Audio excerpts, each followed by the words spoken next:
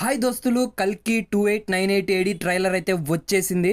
Trailer అయితే నేనైతే ఇప్పుడే చూసిన తర్వాత ఆ విజువల్స్ కానీ ఆ సినిమాటోగ్రఫీ, దాంతో పాటు ఇంత గ్రాండియర్ విఎఫ్ఎక్స్ కానీ విజువల్స్ కానీ హాలీవుడ్ రేంజ్ ని మించి అయితే ఉంటాయని నేనైతే ఎక్స్పెక్ట్ చేయలేదు ఫ్రెండ్స్.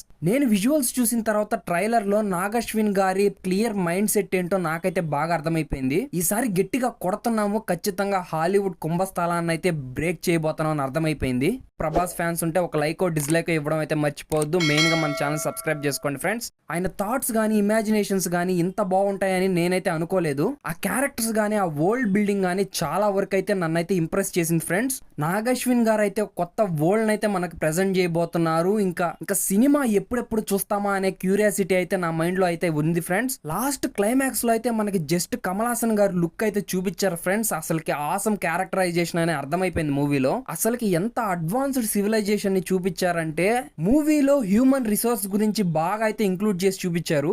నెక్స్ట్ ప్రభాస్ గారి క్యారెక్టరైజేషన్, ఆ లుక్స్, ఆ మేనరిజమ్స్ అయితే నాకైతే చాలా బాగా నచ్చాయి. ఇలాంటి ఒక అడ్వాన్స్డ్ సివిలైజేషన్ లో ఉండే ఒక క్యారెక్టరైజేషన్ ని ఎంత బాగా అయితే రాసుకున్నారంటే నాగశ్విన్ గారు, ఆయన ఫైట్స్ లో గానీ యాక్షన్ సీక్వెన్సెస్ లో గానీ ఆ క్యారెక్టర్ ని చాలా అయితే హైప్ తో అయితే చూపించారు ట్రైలర్ లో. ఇంకా ఆడియన్స్ కి ఫ్యాన్స్ కి ఫుల్ మీల్స్ మూవీ అయితే రెడీ అయిపోయింది.